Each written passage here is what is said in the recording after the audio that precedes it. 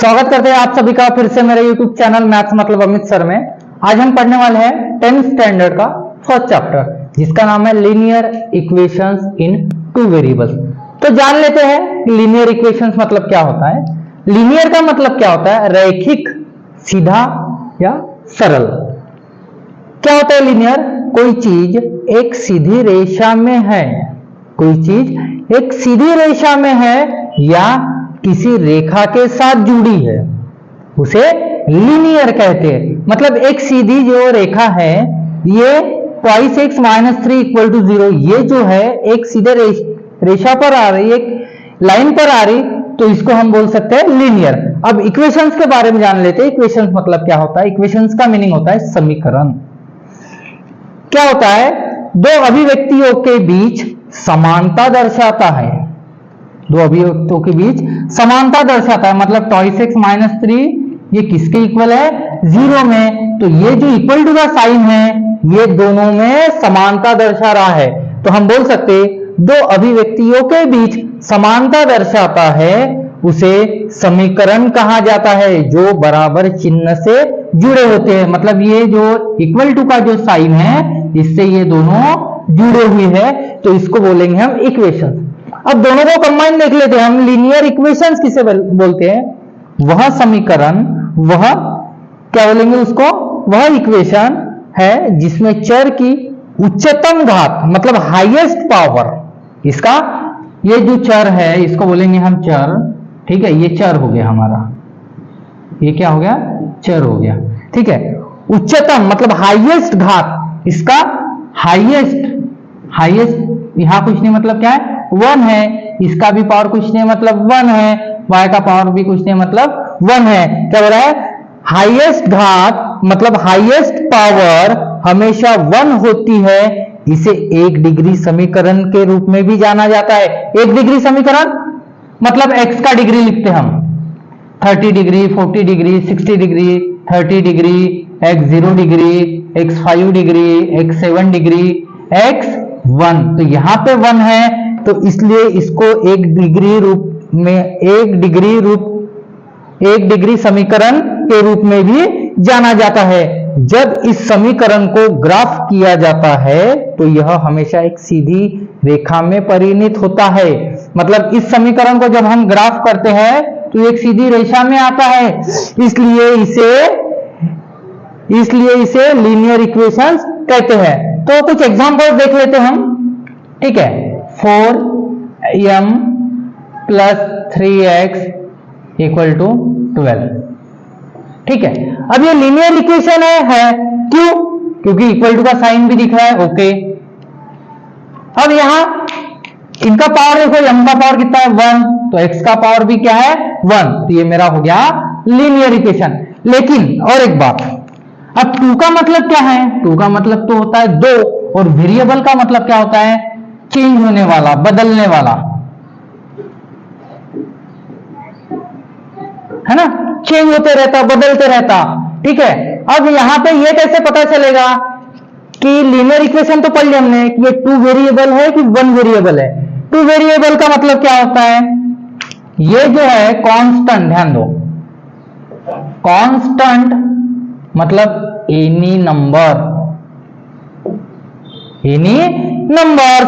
और वेरिएबल कहां आएंगे? वेरिएबल क्या आएंगे? एनी अल्फाबेट और सिंबल। ये समझ में आया? कांस्टेंट कहां आएंगे? कांस्टेंट में क्या आएंगे? एनी नंबर, कोई भी नंबर हो सकता है या डिजिट हो सकता है। 1 2 3 4 5 6 7 8 9 ये डिजिट हो गए, नंबर्स पता ही हो गए, 10 12 11 12 जो भी एक्स वाई जेड। वेरिएबल का मतलब क्या होता है? Any alphabet. अल्फाबेट कौन से होते हैं? हमारा A B C D E F G, ये हो गया। सिंबल कौन से हो गए? हो सकता है अल्फा हो, बीटा हो, गामा हो। ओके, ये सारे हो गए। अब चलते हमारे इक्वेशंस की ओर। पहला क्या लिया मैंने? 4m plus 3x equal to 12। अब ये 1 वेरिएबल है कि 2 वेरिएबल है, ये कैसे पता चलेगा? तो वेरिएबल के लिए क्या लिख दिया मैंने? एनी अल्फाबेट और सिंबल। अब इसमें कितने अल्फाबेट है? एक मुझे दिख रहा है m, दूसरा दिख रहा है x। मतलब अल्फाबेट कितने? 2। मतलब वेरिएबल्स कितने हो गए? 2। तो यहाँ हम क्या बोल सकते हैं इसको, this is linear equation with 2 variables. अगर अल्फाबेट 1 रहा तो क्या बोलेंगे हम, 1 वेरिएबल। ओके, चलो अब एक दूसरा एग्जांपल ले लेते हैं हम, ये समझ में आया। दूसरा एग्जांपल ले लेते हैं, 3x² - 7y is equal to 13। ये लीनियर इक्वेशन है नहीं, क्यों, रीजन, क्योंकि लीनियर इक्वेशन क्या कहता है, मेरे 2 वेरिएबल तो है, ये हो गया वेरिएबल 1, ये हो गया मेरा वेरिएबल 1 और ये हो गया मेरा वेरिएबल 2, क्योंकि 2 अल्फाबेट है। वेरिएबल के लिए मैंने वही लिखा है, एनी अल्फाबेट और सिंबल। तो वेरिएबल 1 ये हो गया x और वेरिएबल 2 क्या हो गया मेरा y। लेकिन ये लीनियर इक्वेशन है क्या, नहीं, ये लीनियर इक्वेशन नहीं है, क्योंकि लीनियर इक्वेशन में इसका हाईएस्ट पावर क्या चाहिए, मुझे 1 चाहिए। y का हाईएस्ट पावर तो 1 है, लेकिन x का हाईएस्ट पावर 2 दे दिया है, तो इसको लीनियर इक्वेशन नहीं बोलेंगे।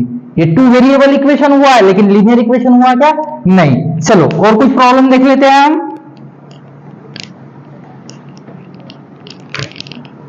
√2x +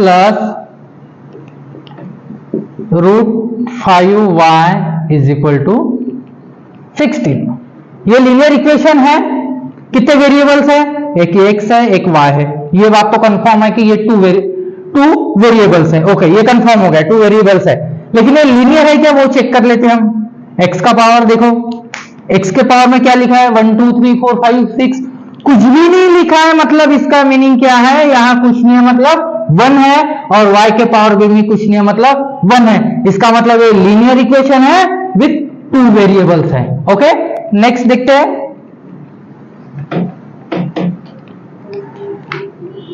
0x + 6y - 3 = 0। क्या ये लीनियर इक्वेशन है, लीनियर इक्वेशन है बिल्कुल है। क्यों, क्योंकि x के पावर में कुछ नहीं है मतलब 1, y के पावर में कुछ नहीं है मतलब 1 है ना, और वेरिएबल कितने हैं, x और y दिख रहे हैं, मतलब ये वेरिएबल 1, ये वेरिएबल 2। तो हम ऐसा बोल सकते हैं 2 वेरिएबल लीनियर इक्वेशन, तो ये भी मेरा लीनियर इक्वेशन आ गया। और कुछ प्रॉब्लम्स ले लेते हैं, और कुछ इक्वेशंस ले लेते हैं हम। मान लो 4x + 7 = 0। चलो ये लीनियर है, सबसे पहले लीनियर देखते हैं हम। ओके, लीनियर या फिर वेरिएबल्स कितने हैं, यहाँ पे अल्फाबेट कितने दिख रहे हैं मुझे, यहाँ पे तो एक ही दिख रहा है और कुछ y दिख रहा है, ABCD में से कोई अल्फाबेट दिख रहा है नहीं, इसका मतलब 1 वेरिएबल, ये कंफर्म हो गया। कितना है, वेरिएबल एक ही है, लेकिन ये लीनियर है क्या, x का पावर चेक करते हैं। x के पावर में क्या है, x के पावर में तो कुछ भी नहीं दिख रहा है, कुछ भी नहीं दिख रहा है मतलब 1 है, तो ये भी हो गया मेरा लीनियर इक्वेशन विथ 1 वेरिएबल। 1 क्यों, क्योंकि अल्फाबेट मेरा एक ही है, तो इसलिए हम 1 वेरिएबल कहेंगे। और कुछ एग्जांपल देख लेते हैं। आई होप, मुझे लगता है आपको समझ में आ गया होगा कि लीनियर इक्वेशंस इन 2 वेरिएबल्स किसको बोलते हैं। तो नेक्स्ट लेक्चर में देखेंगे हम इसके एग्जांपल्स। ओके, थैंक यू, मिलते हैं नेक्स्ट वीडियो में।